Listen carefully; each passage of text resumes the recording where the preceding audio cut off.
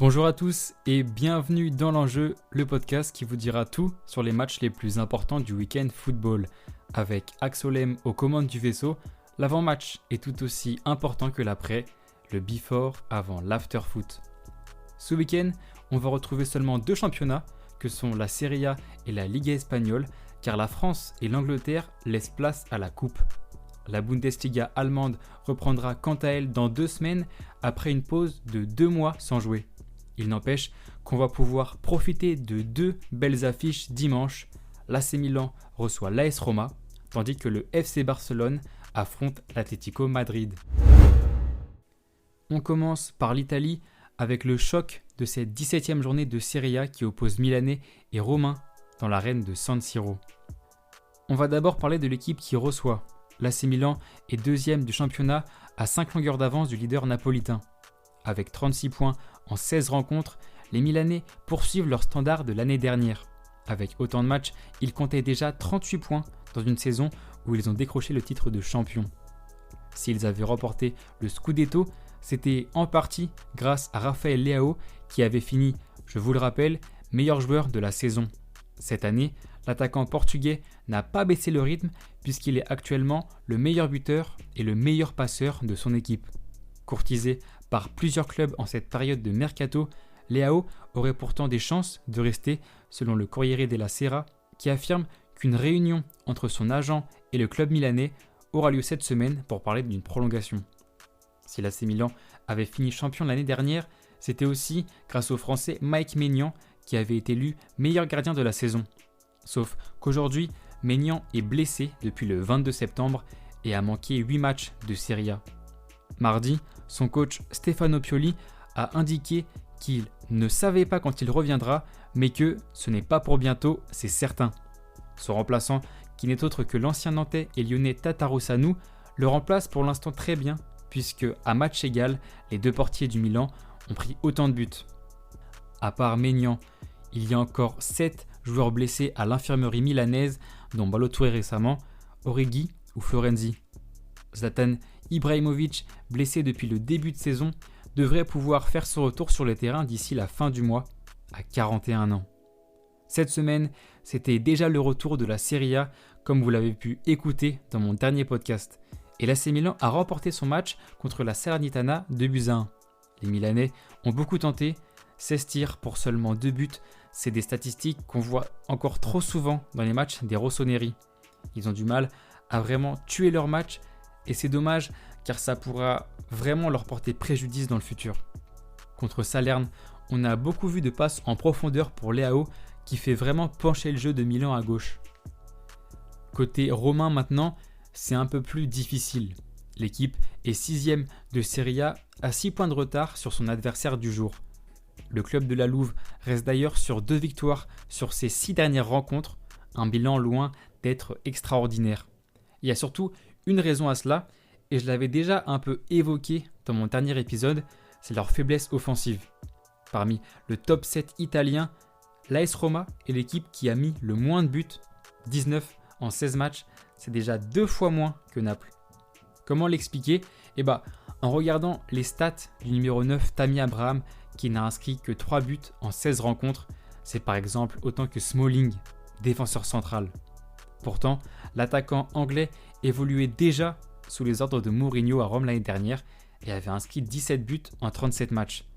Sa méforme actuelle ne fait même pas profiter d'autres attaquants car son remplaçant Andrea Bellotti, arrivé cet été en provenance du Torino, n'a toujours pas marqué en 10 apparitions. Il a même raté son péno contre son ancien club avant la Coupe du Monde. Cependant, cela n'a pas empêché l'AS Roma de remporter son match contre Bologne cette semaine 1-0. Ce résultat est un peu à l'image d'une équipe qui est satisfaisante en Serie A, mais loin d'être incroyable jusqu'à en jouer le titre. Les Romains ne partent donc pas favoris dimanche. Les 6 dernières confrontations entre Roma et AC Milan donnent d'ailleurs 4 victoires aux Milanais. Les hommes de Mourinho devront faire l'exploit s'ils veulent inquiéter leurs adversaires qu'ils n'ont pas vaincus à l'extérieur depuis 2017. Place maintenant au deuxième match de cet épisode et pour ça on part en Espagne. La 16e journée de Liga se termine avec un choc ce dimanche à 21h qui oppose l'Atlético Madrid au FC Barcelone. Commençons par l'Atlético, 4e avec 27 points. Les Colchoneros ont déjà 11 points de retard sur la première place, co-détenus par le FC Barcelone et le Real Madrid. Ce retard précoce au classement n'est pas le plus important. Non, ce qu'il est, c'est sans doute les 14 buts pris en 15 rencontres. Le coach Diego Simeone, connu pour la solidité défensive de son équipe, ne peut qu'admettre un fait aujourd'hui. Son équipe encaisse en moyenne un but par match. Les derniers résultats avant la Coupe du Monde n'étaient pas bons non plus. 2 défaites sur les 6 derniers matchs de Liga, c'est déjà plus que les co-leaders du championnat. Malgré des résultats en dents de scie, l'entraîneur argentin peut toujours compter sur Antoine Griezmann. L'international français est en effet meilleur passeur et 2e meilleur buteur de son équipe alors qu'il a commencé 7 fois sur le banc cette saison. Et oui, rappelez-vous, Griezmann ne jouait que 30 minutes par match pendant un temps à cause d'une clause dans son contrat lié avec son ancien club, le FC Barcelone. Joao Félix, quant à lui, qui a inscrit 4 buts sur les 5 derniers matchs, n'a pas de clause qui l'empêche de jouer. Pourtant, son entraîneur ne l'a titularisé que 6 fois en Liga cette saison. Le Portugais, arrivé, je vous le rappelle, pour 127 millions d'euros en 2019, déplore son manque de temps de jeu et il ne serait pas étonnant de le voir partir cet hiver. Même s'il semble régner un climat un peu tendu chez les Colchoneros, il reste sur 2 victoires de suite sur le score de 2-0, l'une en Liga contre Elche et l'autre en coupe cette semaine contre le Real Oviedo. Du côté du FC Barcelone, le climat est un peu plus calme. Les Blaugrana sont leaders ex-aequo avec le Real Madrid depuis la semaine dernière. Ils disposent toujours également de la meilleure défense du championnat avec 6 buts encaissés. C'est plus de 2 fois moins que leurs adversaires du jour.